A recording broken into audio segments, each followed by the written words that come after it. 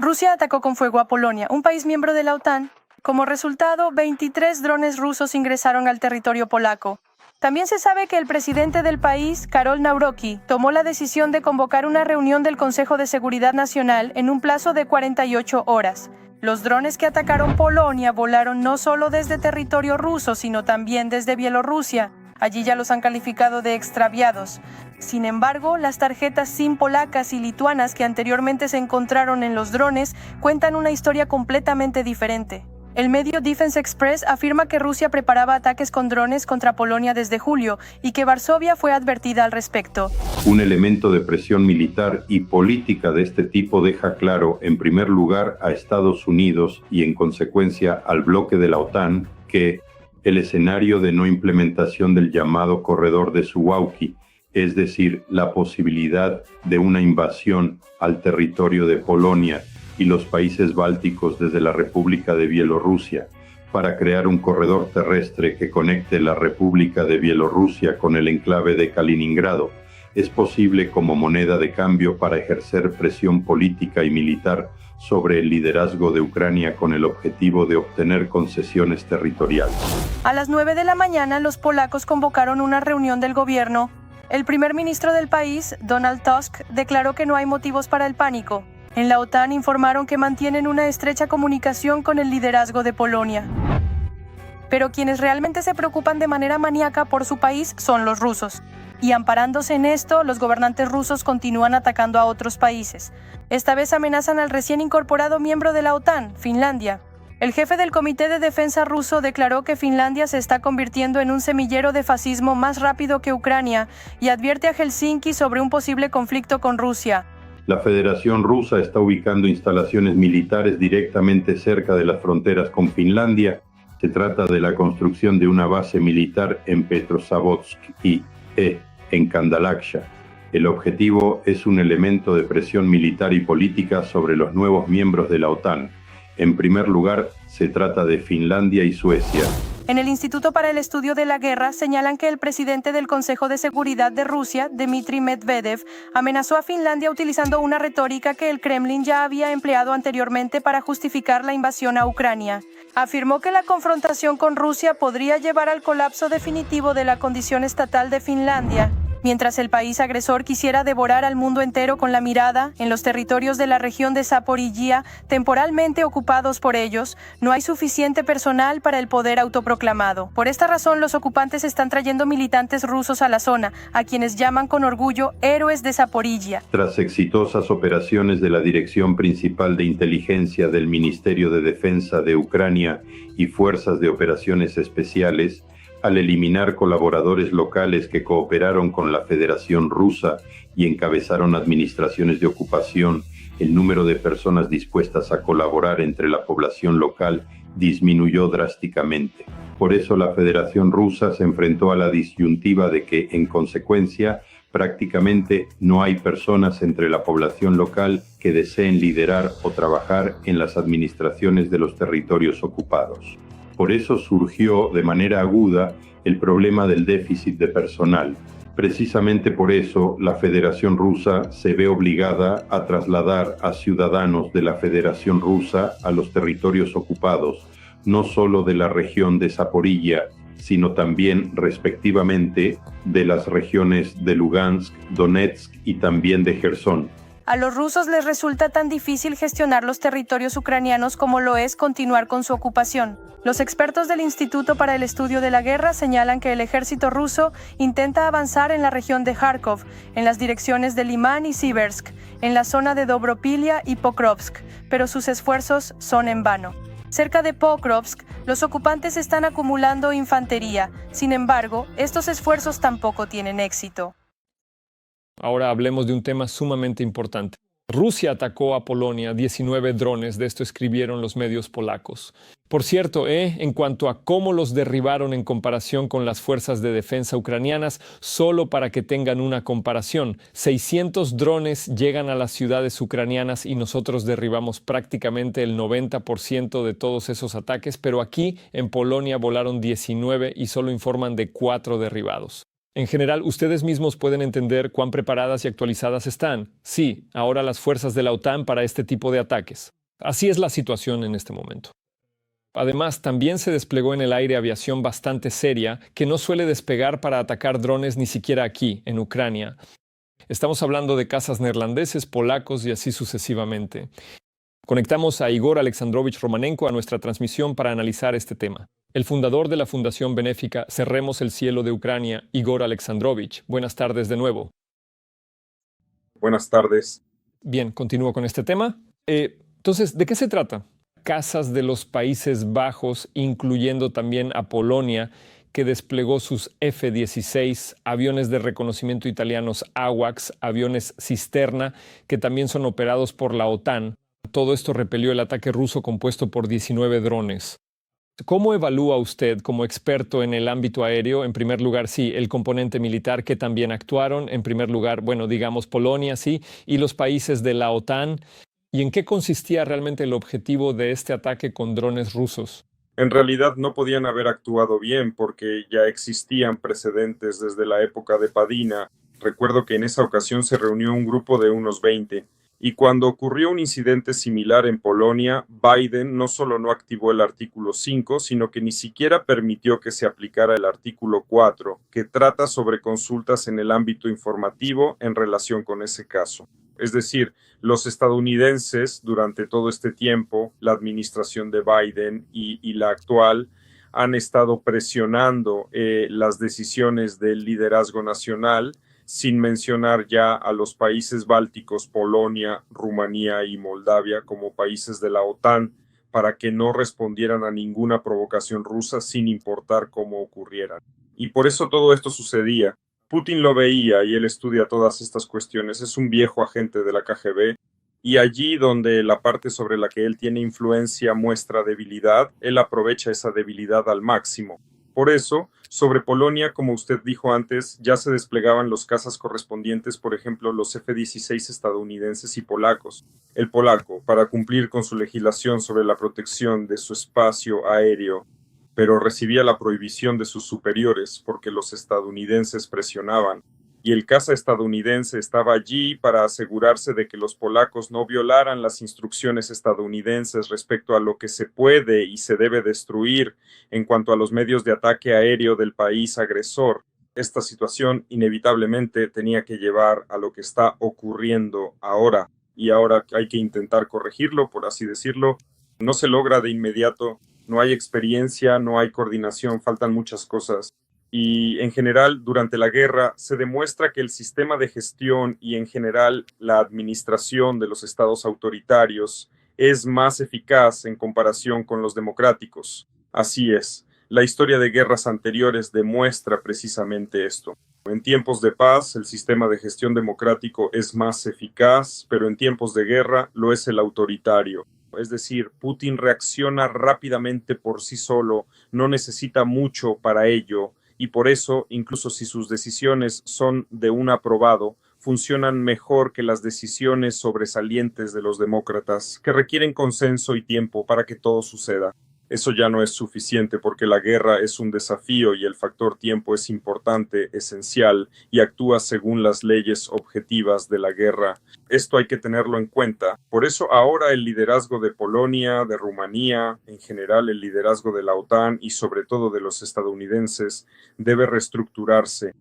De hecho, Trump no respondió a las preguntas que le hicieron y por eso fue abucheado tanto por los mismos periodistas como por los presentes. Y en el ámbito informativo, Estados Unidos está perdiendo cada vez más, tanto él personalmente como no solo en el ámbito informativo. Por eso, esta situación debe cambiarse. Y Putin aprovecha todas estas debilidades, un enfoque antiguo y conocido, y seguirá escalando. Bueno, para nosotros no hay mal que por bien no venga. Es decir, esto es como una ducha fría para todos nuestros aliados, ayudará a limpiarse, en mi opinión, de ese estancamiento que existía, sacar conclusiones, además objetivas, y no solo para quien quiera. El mismo presidente de Polonia llegó al poder en gran medida, digamos, gracias a posturas antiucranianas, y ahora hay que elegir o dedicarse a la exhumación o luchar juntos contra un adversario bastante poderoso. Estas son las decisiones que enfrentan los líderes y los pueblos de los países de Europa y del mundo en general. Igor Alexandrovich, Defense Express, escribe que los rusos prepararon esta operación, esta provocación, durante 2 meses. No sé cómo llamarlo correctamente. En mi opinión, esto es simplemente un ataque que posiblemente sea de varios niveles, sí. Escriben que se encontraron módems 4G con tarjetas SIM de operadores polacos y parece que también se encontraron tarjetas SIM lituanas. Está claro que allí no iba a haber una tarjeta SIM de Megafon, sí, de alguna compañía de esas o de las que hay en Rusia. Beeline, si no me equivoco, también existe. Cuéntenos, por favor, si significa esto que los servicios especiales europeos dejaron pasar esta operación especial, si se estuvo preparando durante tanto tiempo, incluso a nivel de inteligencia. ¿Cómo evalúa usted lo sucedido? Creo que no lo dejaron pasar. Aquí se manifiesta la falta de aceptación de la decisión por parte del liderazgo político. Esto, ya sabe, es como en Israel cuando comenzó esta guerra con Hamas. ¿Cómo qué y por qué? Y hasta ahora el primer ministro de Israel no ha podido limpiar su imagen por esto, aunque allí muestra cierta firmeza y otras cosas. Porque los servicios de inteligencia israelíes, no solo el que todos conocen, como el Mossad, por ejemplo, sino varios, advirtieron. Sin embargo, políticamente no era conveniente y no se tomó ninguna decisión. ¿En qué resultó esto para el Estado de Israel? De la misma manera, no se tomó ninguna decisión en Polonia, estaban ocupados con otros asuntos completamente diferentes, e incluso Tusk, que antes seguía, en general, una política aparentemente coordinada de lucha, sin embargo, adoptó enfoques antiucranianos, incluso en el ámbito informativo, en el que Nawrocki llegó al poder, y ahora los estadios corean consignas antiucranianas. Así que para los ucranianos en Polonia ya será muy difícil, por decirlo suavemente, y todo esto repercute de manera correspondiente en esta situación y se manifiesta en el ámbito militar. ¿Y por qué? Porque actúan leyes objetivas de preparación y conducción de la guerra que no dependen de deseos o falta de ellos, de Tusk, de Nawrocki, de los líderes de Europa, de Trump, de quien sea. Como se suele decir, solo Dios está por encima de esto, y vuelvo a recalcar, las leyes objetivas de la guerra presentan una cuenta muy dura, y lo veremos aún más adelante. Aquí hay maniobras militares en Bielorrusia, y Putin, aunque no abra un frente norte para Ucrania, puede usar muchas cosas de manera provocadora, y tiene experiencia como agente de la KGB, es decir, mucha. Lleva más de un cuarto de siglo gobernando un país así.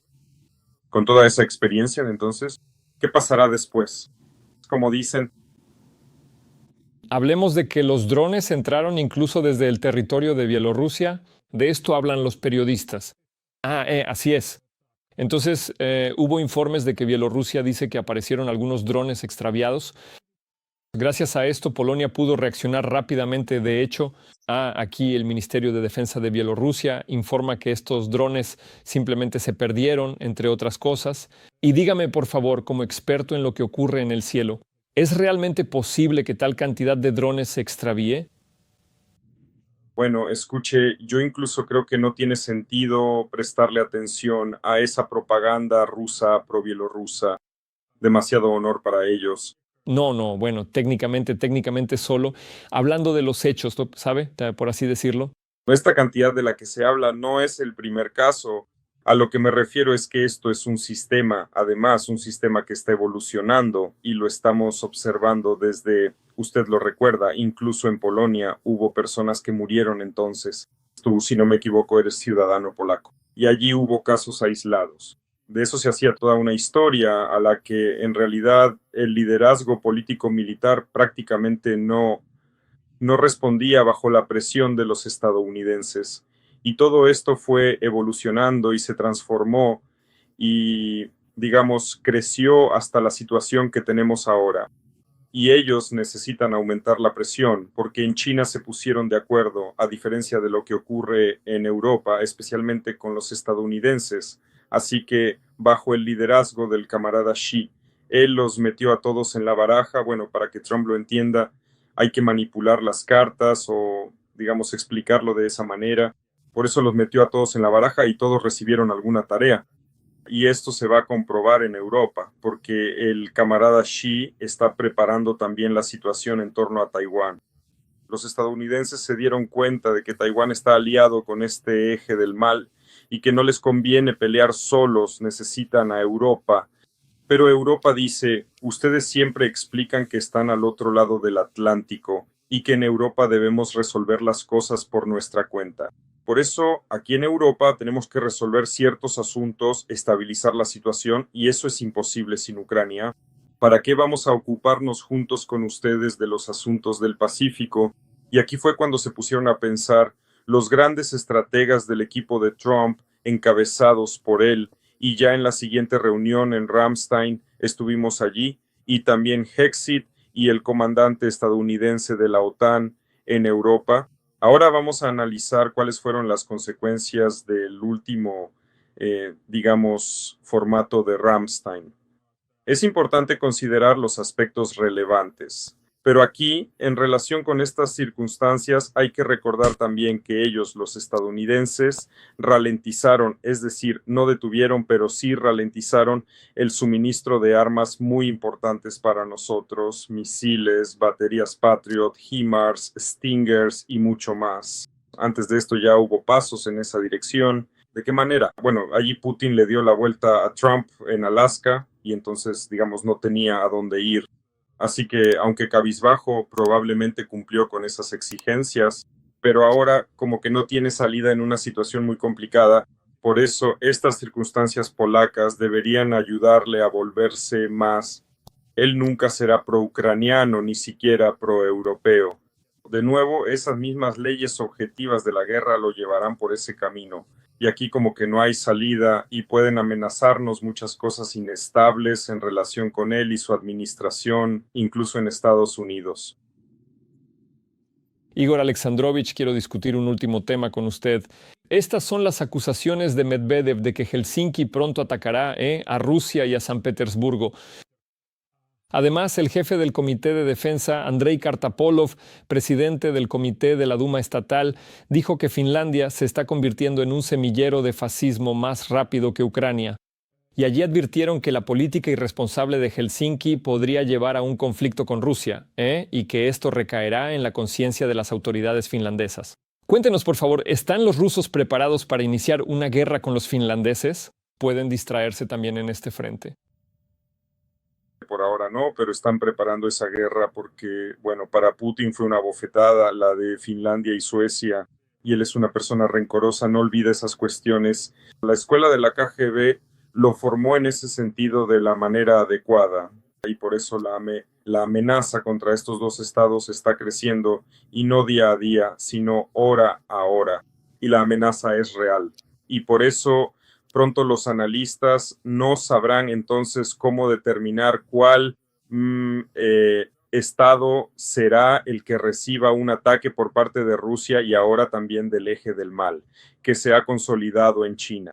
Entonces habrá que reaccionar ya sea ante Polonia o ante Lituania o ante Rumanía o ante Finlandia o tal vez ante Suecia. Miren cómo reaccionaron. Estonia, siendo pequeña, intentó, de acuerdo con los requisitos del derecho internacional, detener los petroleros de la flota negra rusa. ¿Y qué? Los rusos enviaron allí un cazabombardero que escoltaba. ¿Y quién apoyó a esa Estonia? Ese estado que actuó dentro del marco del derecho internacional de la OTAN. Alguien se alarmó, se unieron, tomaron una decisión. Eso no lo vimos. Así que mientras no tomen medidas concretas en el sentido militar, la situación seguirá empeorando cada vez más. Ahí es donde está Putin. Sabemos que él solo entiende la fuerza. Mientras no se demuestre fuerza, todo solo irá a peor desde este punto de vista de la seguridad europea, y eso significa también mundial. Quiero, para finalizar, Igor Alexandrovich, discutir con usted la cuestión de cómo han cambiado los aeródromos bielorrusos en el último tiempo. Sobre esto, escriben los periodistas. Por ejemplo, hay información sobre cómo uno de los aeródromos que sirvió como base en 2022 fue modernizado. Allí construyeron nuevos barracones, mejoraron, tengo entendido que la propia pista de despegue y sus condiciones, y también construyeron un almacén para municiones. Dígame, por favor, ¿puede esto ser también un indicio de que Rusia, claramente con la ayuda de su proxy Bielorrusia, se está preparando para un ataque aéreo contra Ucrania o contra Europa? Por supuesto, ellos están creando para sí mismos esas posibilidades potenciales. No solo están preparando instalaciones para municiones, sino que al modernizarlas, quieren mostrarle al mundo entero, es decir, instalaciones en las que se puede construir, almacenar ojivas nucleares. Han modernizado para esto el Iskander bielorruso, han modernizado los Su-24. No es para entregar ojivas nucleares a Bielorrusia, eso nunca sucederá. Esto será así si finalmente se utilizan las Fuerzas Armadas rusas, pero mostrar públicamente al mundo lo que están haciendo, lo que quieren, eso sí, por supuesto. Y por eso aquí hay que prepararse para consecuencias serias. No creo que se abra, es decir, un frente norte contra Ucrania desde Bielorrusia, pero habrá más que suficientes provocaciones. Putin está comprobando esto. En general, el sistema, por así decirlo desde el punto de vista militar, es como un grupo de reconocimiento y sabotaje. En Ucrania, lamentablemente, hay muchas ciudades y localidades que se defendieron y siguen defendiéndose hasta ahora, y siempre se empieza con bombardeos aéreos, con drones, bueno, con lo que sea posible, con artillería de largo alcance, y luego entran estos grupos de reconocimiento y sabotaje. Así que este tipo de acciones contra estos países, Polonia, los países bálticos, Rumanía y tal vez también Suecia y Finlandia, son precisamente los grupos que van a poner a prueba la solidez de estos estados. Y estos estados, sus líderes ven que bajo un comandante tan temerario como Trump, no pueden esperar, al menos por ahora, una ayuda efectiva de toda la alianza en su conjunto, por decirlo suavemente. Si no hay cambios estratégicos significativos, por eso se están preparando por su cuenta. Miren los despliegues. Polonia, por cierto, es el país más militarizado de Europa. Sin embargo, hay un problema.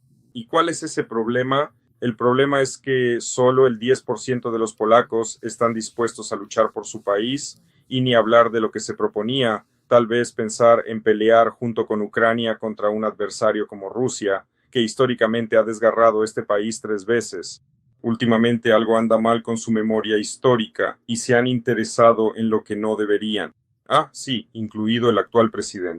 Por eso aquí hay que replantear, reformatear y pensar más en la propia seguridad. No se puede luchar solo con una gran cantidad de armas si la población tiene esa actitud. Y la población fue cultivada informativamente por lo que está ocurriendo en este momento. Y este énfasis anti-ucraniano no contribuye en nada a la seguridad de la propia Polonia, ni en general a la de la OTAN. Por eso aquí tendrán que cambiar muchas cosas, y de una forma u otra es Putin quien les está enseñando esto. Ahí es donde está la paradoja. Bueno, sí, realmente como que no se quiere creer en la realidad, pero los drones rusos realmente hacen que uno vuelva un poco en sí. Muchísimas gracias, Igor Alexandrovich. Igor Romanenko, fundador de la Fundación Benéfica Cerraremos el Cielo de Ucrania, estuvo al aire en Ucrania hoy. Cuídese mucho. Gracias a usted por el trabajo conjunto. Gracias, muchas gracias por todo, de verdad, por su ayuda.